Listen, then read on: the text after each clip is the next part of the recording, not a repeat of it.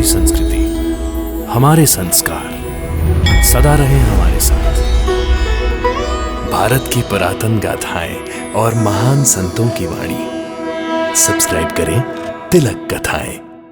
कई तरीके की एलईडी लाइट्स आपके घर और ऑफिस के लिए। GR LED lights, make India bright.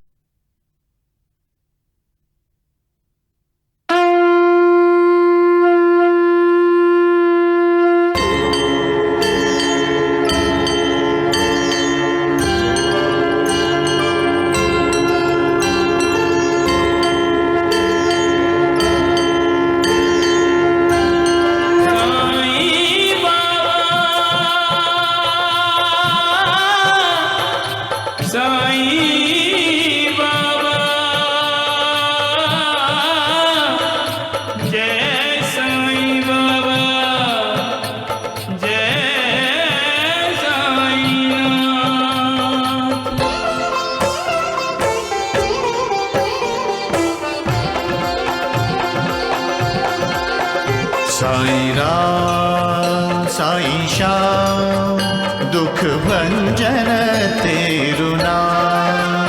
Sai Ram Sai Shyam दुख भंजन तेरु नाम। हे साईं नाथ तेरे आने से, हे साईं नाथ तेरे आने से हुआ धन्य ये धरती धाम धाम। साईं राम साईं श्याम दुख भंजन तेरु नाम। साईं राम साईं श्याम दुख भंजन तेरु नाम।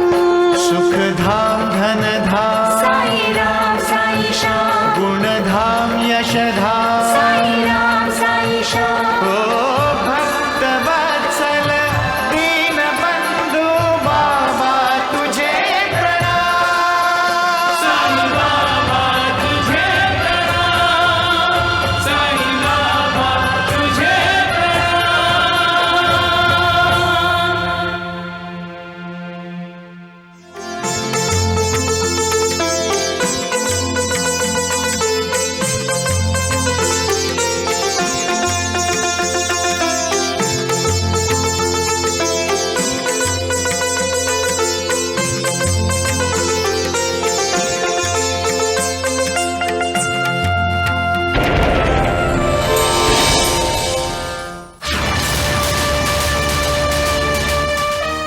ये पैसे मुझे दे दो।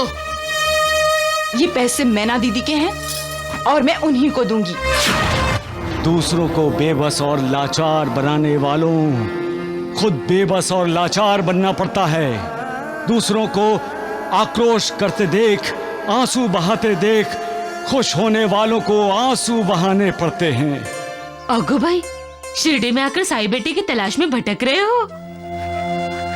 तुम ये क्या कर रही हो जनी? जंगल में साईं बाबा की पैरों की धूल से मेरे बाबा का टेढ़ा मुंह ठीक हो गया था। इसी तरह मैं ये धूल मेरे बाबा के टेढ़े पैर पे लगाऊंगी।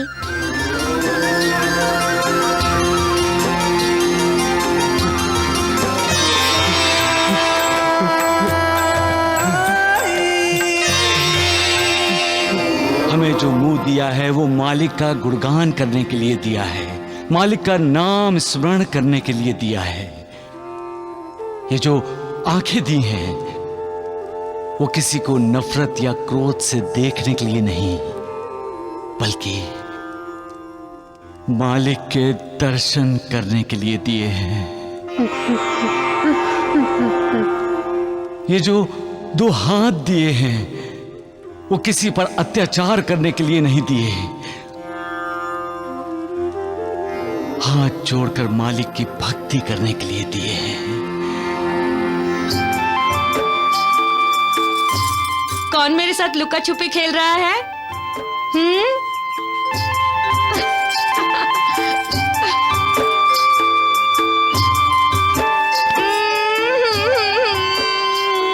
माँ मैं आ गया। अरे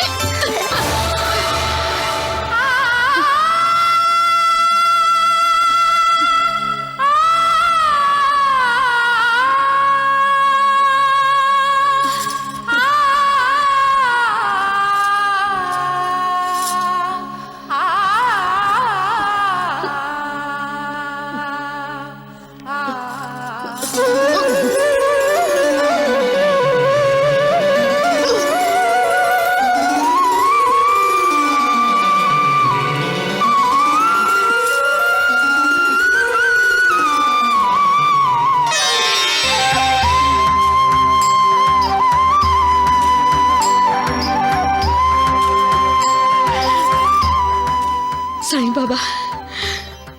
महासपति,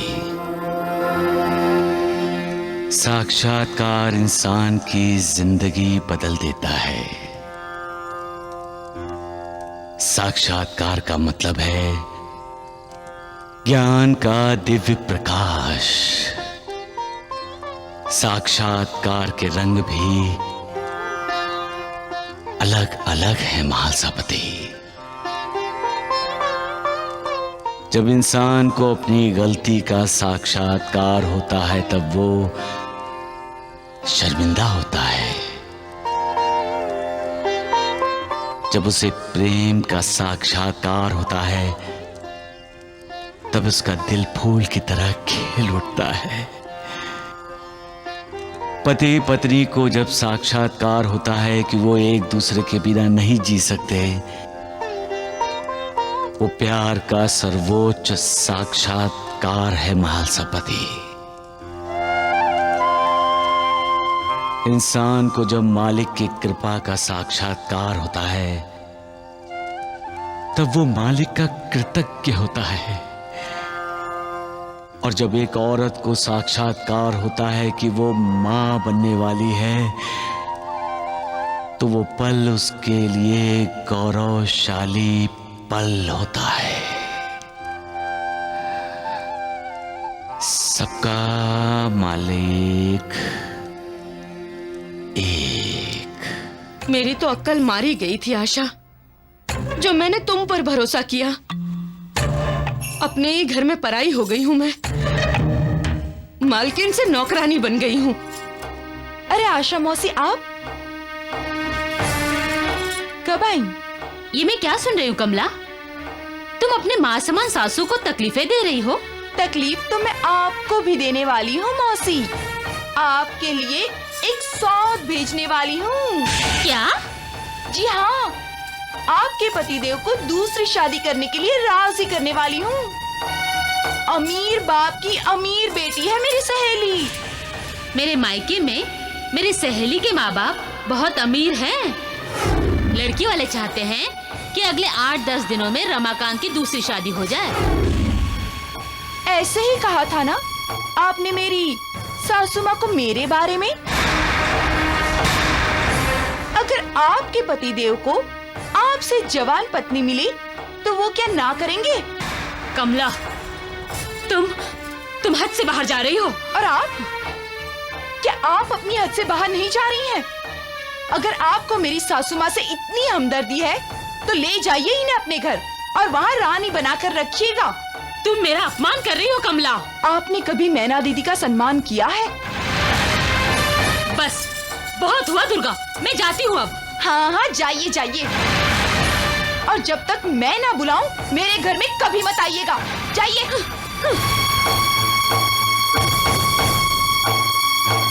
सासू माँ, अपने घर की बात परायों से नहीं करनी चाहिए। अगर आपको इस घर में सुकून नहीं मिलता तो आपको काशी भेज देती हूँ। नहीं नहीं, मुझे नहीं जाना काशी। तो फिर जाइए, जाइए घर का काम कीजिए, जाइए।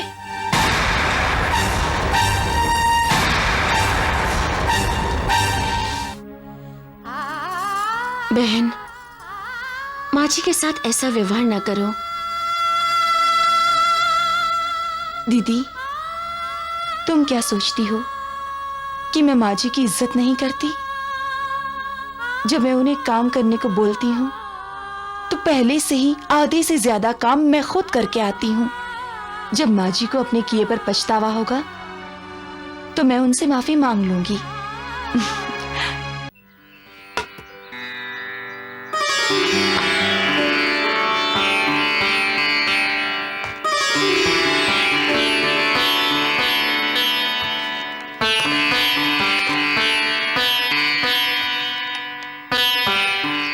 मुझे छोड़कर जाएंगे आप पिताजी?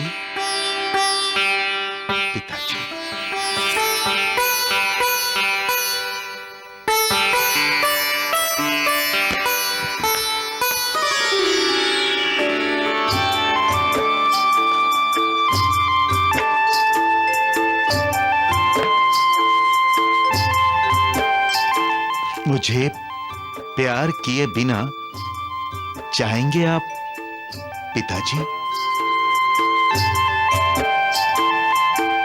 आप मुझे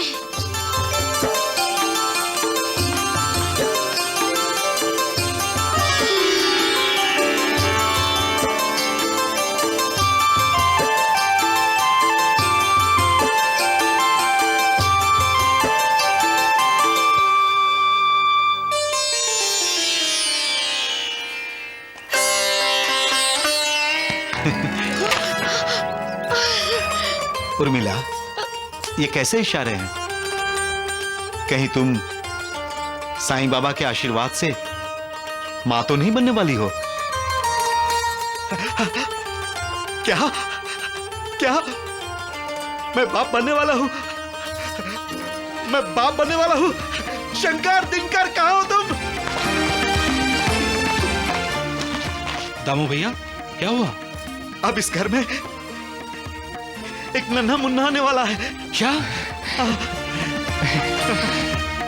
अब वो मुझे पिताजी कहकर पुकारेगा, तुम्हारी भाभी को मां कहेगा, मैं बाप बनूंगा और तुम दोनों चाचा बनोगे। कितने खुशनसीब हैं हम। शादी के कितने सालों के बाद हमारी रूठी हुई जिंदगी फिर से मुस्कुराने लगी है। सब साईं बाबा की कृपा है जी। ओम जय साईनाथ, जय साईनाथ, आदि न अंत तुम्हारा, तुम्हें श्रद्धा रमन हमारा। ओम जय साईनाथ, जय साईनाथ, आदि न अंत तुम्हारा, तुम्हें श्रद्धा रमन हमारा। धरती पर रहकर प्रभु तुमने तन अंबर तक विस्तारा। जय साईनाथ, जय साईनाथ, आदि न अंत तुम्हारा, तुम्हें श्रद्धा नमन हमारा। जो श्रद्धा से मेरा नाम स्मरण करता है, मुझ पर विश्वास रखता है और मेरी भक्ति करता है, उसकी सारी इच्छाएं मैं पूर्ण करता हूं। जो मेरे चरित्र का, लीलाओं का गायन करता है, उसकी मैं सदा सहायता करता हूं। जो पूरी तरह से मेरा शरणागत है, उसके मैं सारे पाप दूर कर देता हूं। केवल साईं साईं के जाप से ही मेरे भक्तों के सारे पाप नष्ट हो जाते हैं। मैं हमेशा अपने भक्तों के साथ होता हूं, उनका साथ देता हूं। मेरी समाधि भक्तों से वार्तालाप करती रहेगी और उन्हें मार्गदर्शन कराती रहेगी। सबका मालिक एक।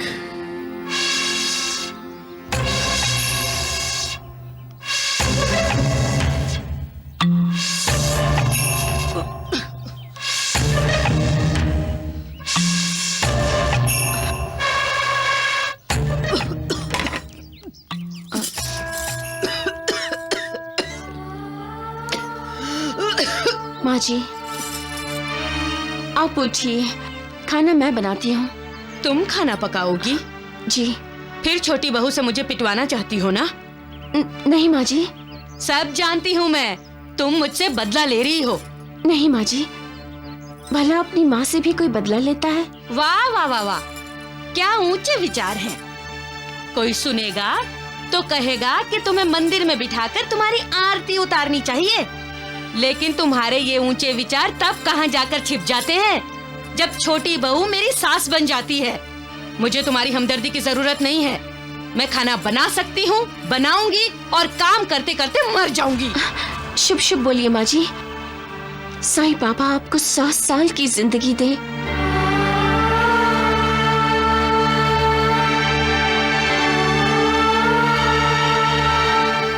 ठाट से कह दिया। नाना साहब से कहना पैसे भेजने की जरूरत नहीं है।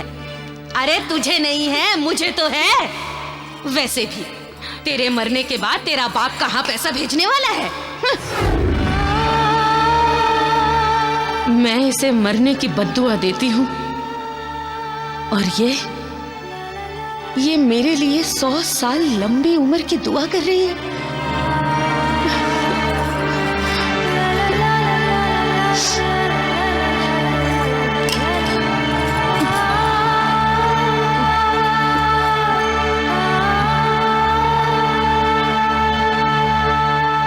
सच और झूठ, अच्छाई और बुराई, इनका सामना हमेशा होता रहता है और इसका फैसला अटल भी है। सच हमेशा झूठ पर और सच्चाई हमेशा बुराई पर जीत हासिल करती है। जो इंसान दिल से अच्छा है वो कभी किसी का बुरा नहीं चाहता, नहीं बुरा सोचता है। दिल के अच्छे लोग उनका बुरा करने वालों का भी बुरा नहीं करते, बल्कि उनका भला करते हैं, क्योंकि अच्छाई उनका चरित्र होता है। इसीलिए बद्दुआ देने वालों के लिए भी वो मालिक से दुआ मांगते हैं। ये दुनिया अच्छे लोगों की अच्छाई पर ही तो चलती है। इंसान का चरित्र उसकी पहचान होती है। सांप चंदन के पेड़ को लपेट लेते हैं तो क्या चंदन अपनी खुशबू, अपनी सुगंध छोड़ना बंद कर देता है? नहीं, वो तो सांप जैसे जहरीले चरित्र को भी अपनी खुशबू देता है। यही अच्छे लोगों का चरित्र है, जो अपनी अच्छाई से बुरे लोगों को भी प्रभावित करते हैं। मालिक हमेशा ऐसे लोगों के साथ होता है। सबका मालिक एक।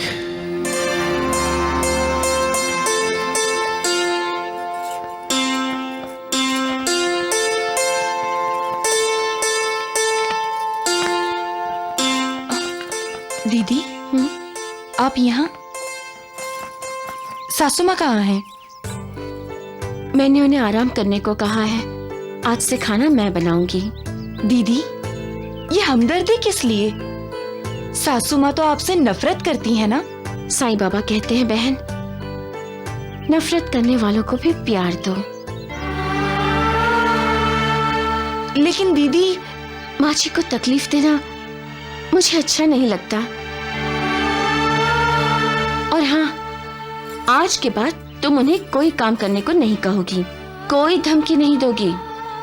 ठीक है दीदी, लेकिन अब से मैं आपको भी कोई तकलीफ उठाने नहीं दूंगी। खाना अब से मैं बनाऊंगी।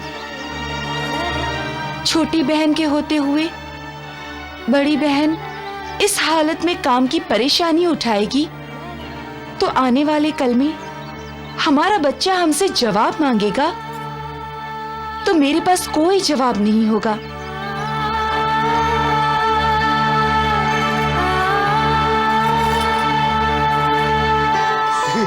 साईनाथ, देवा आपकी जय हो, देवा आपकी जय हो। महालसापति, क्या बात है? आज श्यामा बड़ा खुश दिखाई दे रहा है। साईनाथ, आप अपने भक्तों पर अनुग्रह करते हैं तो वो तो खुश होंगे ही। देवा, अहमदनगर से दामू अन्ना कोसार की चिट्ठी आई है। आपके कृपा प्रसाद से वो बाप बनने वाला है। अब तो तुम्हारे दिल को ठंडक पहुंच गई होगी श्यामा। तो फिर यहां क्यों आए हो? अपने 72 जन्मों के संबंध तोड़ने के लिए? ये बताने के लिए कि तुम मुझसे मिलने नहीं आओगे, न कुछ खाओगे न कुछ पियोगे? बता दो दुनिया को, बता दो दुनिया को कि साईं बाबा ने तुम्हारे साथ विश्वासघात किया है श्यामा। नहीं देवा, नहीं, नहीं देवा, नहीं देवा, नहीं। देवा मुझे शर्मिंदा कर रहे हैं आप हमारे भाई बाप हैं, मालिक हैं हमारे आप ही हमारा श्वास है और आप ही हमारा विश्वास। देवा अब तो सिर्फ मृत्यु ही इस संबंध को तोड़ सकती है, वरना इस माधवराव ने अपनी जिंदगी आपको अर्पण कर दी है। अब तो इस संबंध को कोई नहीं तोड़ सकता देवा, कोई नहीं तोड़ सकता, कोई नहीं तोड़ सकता।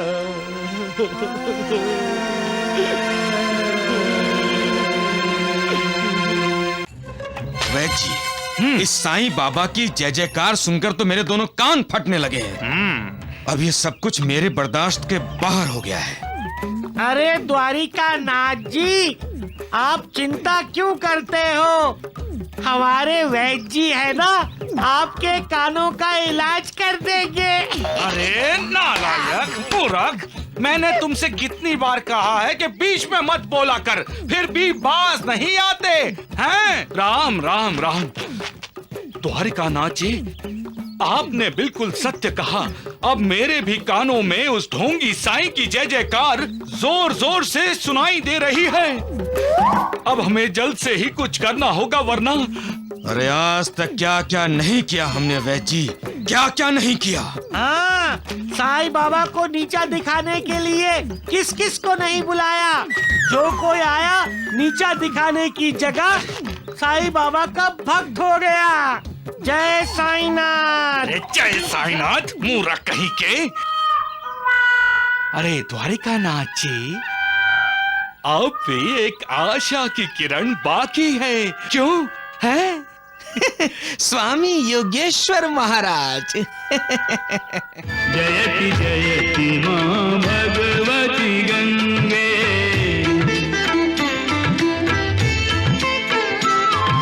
जय पतित पावनी, जय मुक्तिदायिनी, जय पतित पावनी, जय मुक्तिदायिनी।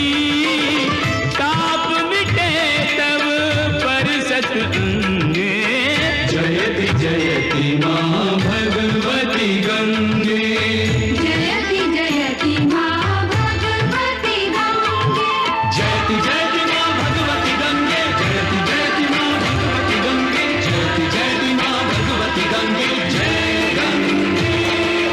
साई कथा अनंत है, साई नाम अनमोल, जन्म सफल हो जाएगा, साई साई बोल।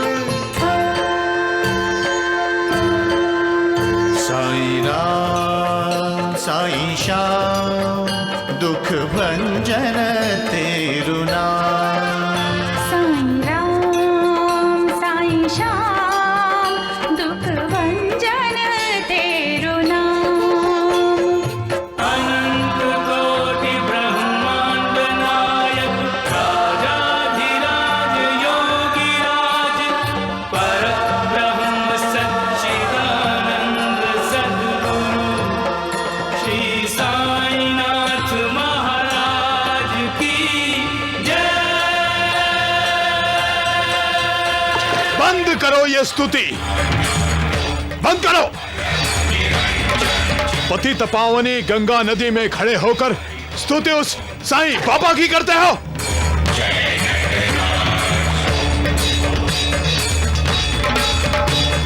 हर हर गंगे।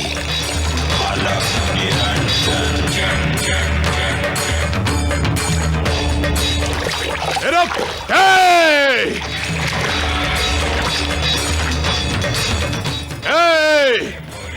रुक जा। आप नाराज क्यों हो रहे हैं हम पर? साईं बाबा भगवान है। नहीं, वो ढोंगी है, वो पाखंडी और कुछ भी नहीं। आपको कोई गलत फहमी हुई है स्वामी जी? मुझे कभी कोई गलत फहमी नहीं होती, क्योंकि मैं एक योगी हूँ। साईं बाबा तो योगियों के भी योगी हैं स्वामी जी। योगियों का योगी है? वो कंगाल तो ये भी नहीं जानता होगा कि योग विद्या कहते किसे। साईं बाबा सब जानते हैं स्वामी जी। उनसे कुछ नहीं छुपता। भूत, वर्तमान, भविष्य सबकी जानकारी है उन्हें। ऐसा कहकर वो अपना महात्म्य बढ़ाना चाहता है। उन्होंने अपने भक्तों को साक्षात्कार करवाया है कि यह पवित्र गंगा नदी उनके चरणों से बहती है। वाह! अपने आप को उसने विष्णु भगवान बना लिया। लगता है कि वो कोई जादुई विद्या का जानकार है। उसने अपने पैरों से बहती हुई गंगा दिखा दी और तुम अज्ञानी ये समझ बैठे कि विष्णुपदी गंगा उसके चरणों से बहती है। साईं बाबा कभी ढोंग नहीं करते स्वामी जी। वो हमेशा सच बोलते हैं और लोगों को भी सच्चाई की राह पर चलने को कहते हैं। बहुत प्रभावित हुए तुम साईं बाबा से। आप भी उनके दर्शन कराएंगे तो उनसे प्रभावित हो जाएंगे स्वामी जी। चुप करो। साईं बाबा ने सारे विकारों पर विजय पाई है। सारी सिद्धियां उनके वश में हैं।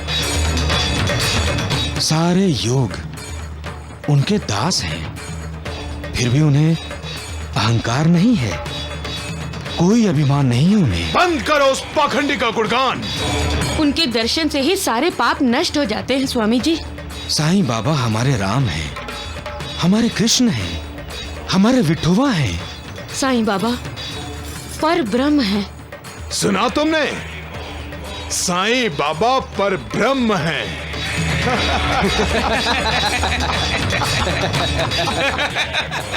वो कितना बड़ा पर ब्रह्म है ये दिखाने के लिए मैं स्वयं शीघ्र ही शिरडी आ रहा हूँ। जरूर जाइए शिरडी स्वामी जी। उनके दर्शन करने से, उनकी कथाएं सुनने से, उनका गुणगान करने से ही आपका उद्धार होगा। मेरा उद्धार? और वो भी साईं बाबा करेगा? लगता है उसके उद्धार का समय आ गया है। जिस दिन मैंने शिरडी में कदम रख दिया ना, उसका ढोंग, उसका पाखंड ये सारा जगत देखेगा, समझे?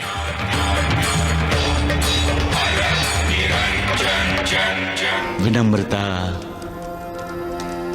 इंसान का अलंकार है, आभूषण है, कहना है। और अविनम्रता इंसान के लिए बेड़ी है, जंजीर है। जो इस जंजीर में जकड़ा जाता है वो ज्ञानी होकर, विद्वान होकर भी समाज का कोई भला नहीं कर सकता। वो अपने आप को श्रेष्ठ और दूसरों को तुच्छ समझता है। ऐसा इंसान किसका भला कर सकता है? जो विद्वता समाज का भला ना कर सके, वो ज्ञान, वो विद्वता किस काम की? लोग तुम्हें आदर सम्मान देते हैं तो तुम्हें भी लोगों को आदर सम्मान देना चाहिए। लोग तुम्हें सुनते हैं तो तुम्हें भी लोगों को सुनना चाहिए। कभी कभी एक छोटा सा बच्चा भी हमारा गुरु बन जाता है और हमें ऐसी सीख दे देता है कि हमारी आंखें तत्काल खुल जाती हैं। लेकिन अविनम्रता की बेड़ी में जकड़े हुए इंसान की आंखें खुलने में देर लग जाती है। जो परिपक्व हैं, जो अनुभवी हैं, जो विनम्र हैं, और जो अपरिपक्व हैं, जिसे जीवन का अनुभव नहीं, वो विनम्र नहीं है, क्योंकि उसे लगता है कि उसने सारा ज्ञान आत्मसात कर लिया है और अब उसकी बराबरी कोई नहीं कर सकता। ज्ञान अहंकार का नाश करता है और अर्धज्ञान अहंकार को बढ़ावा देता है। ये अहंकार ही है जो इंसान को विनम्र होने से रोकता है। ऐसे अर्धज्ञानी मालिक को पहचानने से इनकार कर देते हैं। मालिक के सामने झुकने को तैयार नहीं होते, लेकिन मालिक दयालु है। वो उन्हें बार बार संकेत करता है, उन्हें शिक्षा देने की भी कोशिश करता है, फिर भी ये अज्ञानी न उसका संकेत समझते हैं न उसकी शिक्षा स्वीकार करते हैं। तभी तो वो लोगों का कल्याण करने के रास्ते से भटक जाते हैं। सबका मालिक एक।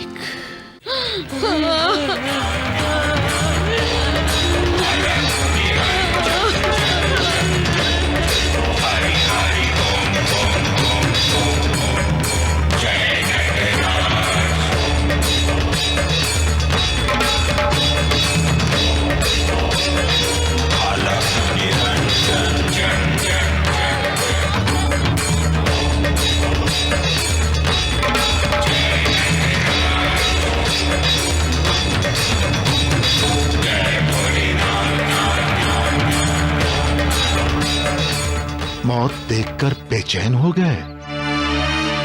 इस धरती पर एक बात सच देखकर डर गए? मैं किसी से नहीं डरता हूं, क्योंकि मैं एक योगी हूं।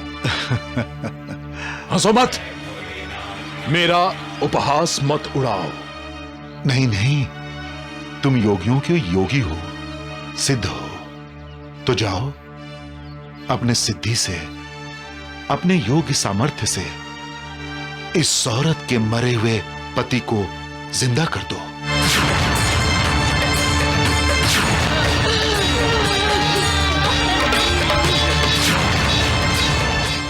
नहीं कर सकते ना? फिर किस काम की तुम्हारी सिद्धि?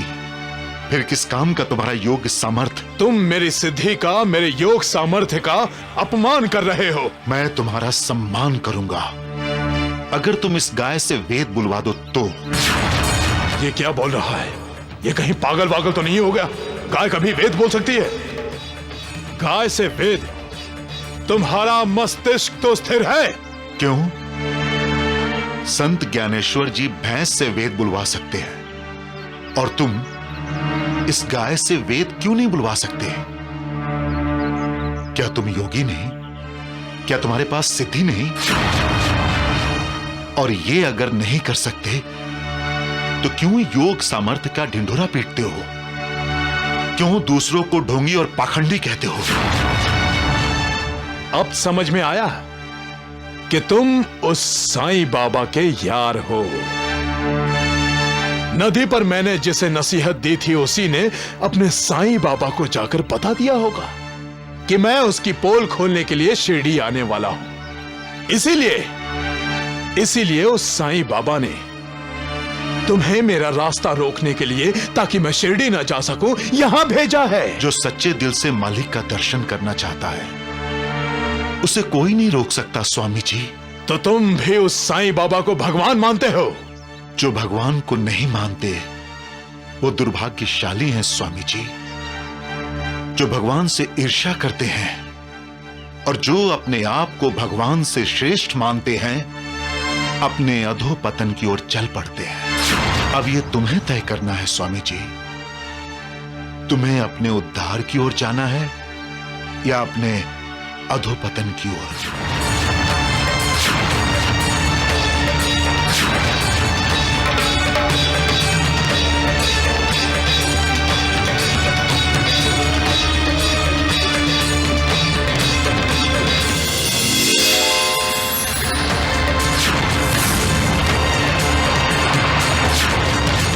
अरे उर्मिला, जल्दी आओ। कहाँ हो भाई तुम?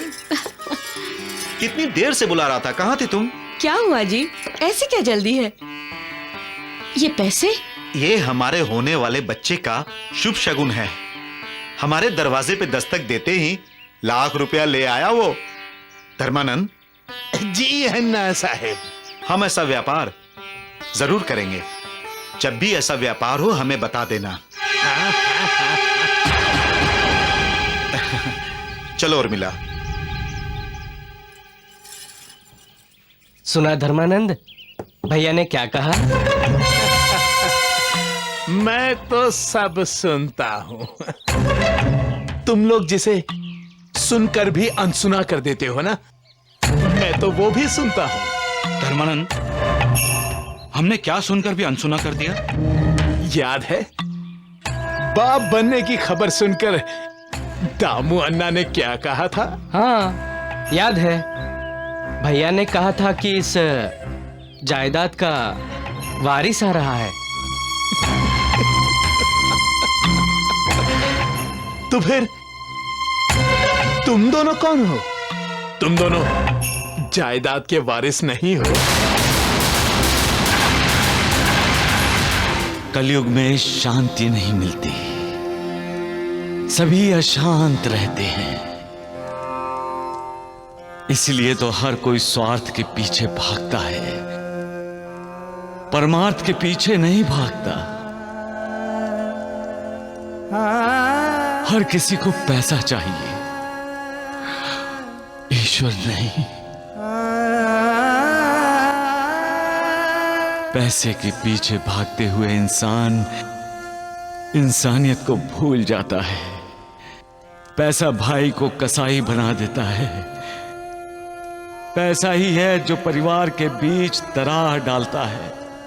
पैसा ही दुश्मनी को जन्म देता है और पैसा ही तबाही और बर्बादी का कारण बनता है।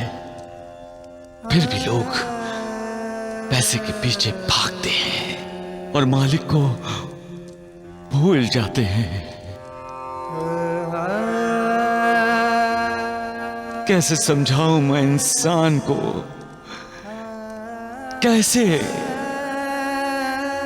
महालसापति, जब एक परिवार में दरार पैदा होती है तो मुझे बहुत दुख होता है। जब परिवार का एक सदस्य दूसरे सदस्य पर अविश्वास दिखाकर बाहर के स्वार्थी लोगों पर विश्वास दिखाता है, तब मैं अंदर ही अंदर टूट जाता हूं।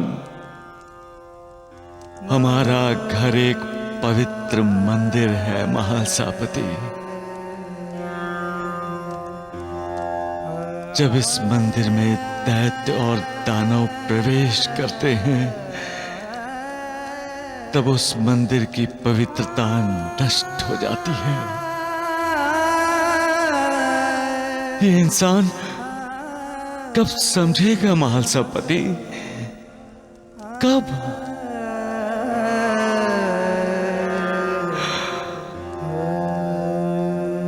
सबका मालिक एक। ओम जय साईनाथ, जय साईनाथ। आदि न अंत तुम्हारा, तुम्हें श्रद्धा नमन हमारा। ओम जय साईनाथ, जय साईनाथ। आदि न अंत तुम्हारा, तुम्हें श्रद्धा नमन हमारा। आरती हो रही है साईं बाबा की। आरती क्यों नहीं होगी धर्मानंद? साईं बाबा के कृपा प्रसाद से तो भैया भाभी माँ बाप बनने वाले हैं। वाह वाह वाह वाह वाह! ऐसा लगता है कि तुम्हारे अकल का सौदा करके अपने आप को धन्य बना लूं। वाह! हं। अरे मैं तो तुम्हारी खुशी चाहता हूं, खुशी। और ये खुशी तुम्हें तभी मिल सकती है जब तक कि तुम अपने भैया और भाभी की खुशी छीन लो। कहना क्या चाहते हो धर्मानंद? अगर दामू अन्ना की दौलत और जायदाद का मालिक बनना है तो अपने रास्ते के कांटे को बाहर निकाल फेंको। मतलब? गर्भ को गर्भ में ही मिटा दो।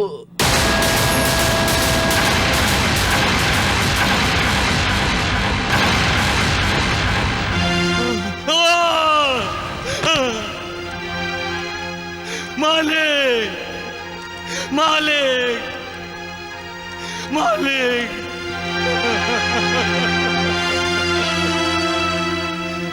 ऐ मालिक, ये कैसा खेल है तेरा? तूने मुझे श्रद्धा, सबरी और विश्वास का पाठ पढ़ाने के लिए मुझे इस धरती पर भेजा है, लेकिन यहाँ तो गर्भ में ही विश्वास का श्वास रोकने की कोशिश की जा रही है। एक कैसा इंसान बनाया है तूने कि जिसको अपने आप पर जरा भी विश्वास नहीं, इसलिए वो हमेशा दूसरों पर अविश्वास दिखाता रहता है।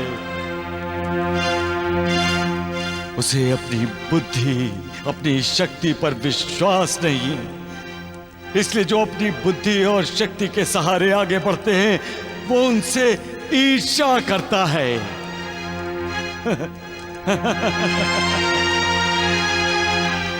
तुम्हें तो अपने इस इंसान पर नाज है ना,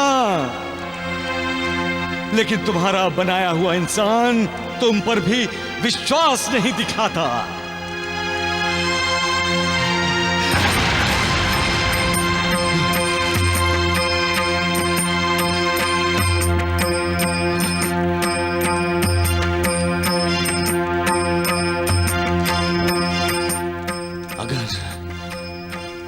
एक ही मिट्टी का इंसान है तो इंसान इंसान में फर्क क्यों मालिक?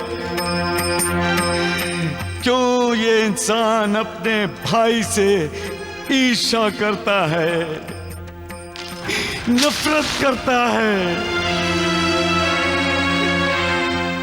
क्यों अपने ही जन्मदाता को धोखा देता रहता है? क्यों अपने स्वार्थ के लिए इंसानियत का गला घोटता है? तुम्हारा ये इंसान तुमसे ज्यादा पैसे को अहमियत देता है। वो पैसों से माला माल होना चाहता है, तुम्हारी कृपा से नहीं।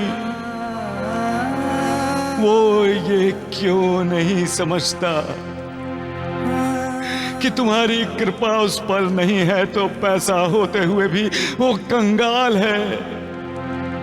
वो कब इस हकीकत को समझेगा कि फकीरी ही सच्ची अमीरी है?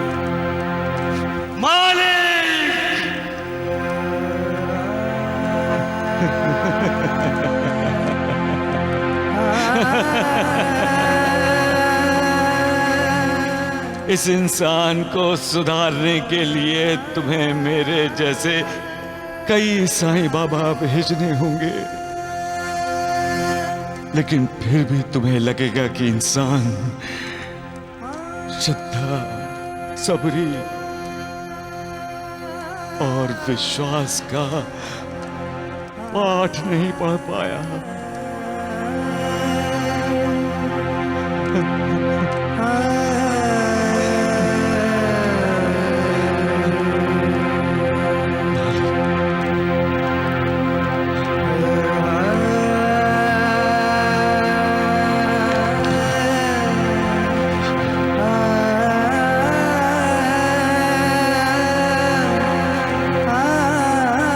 सबका मालिक एक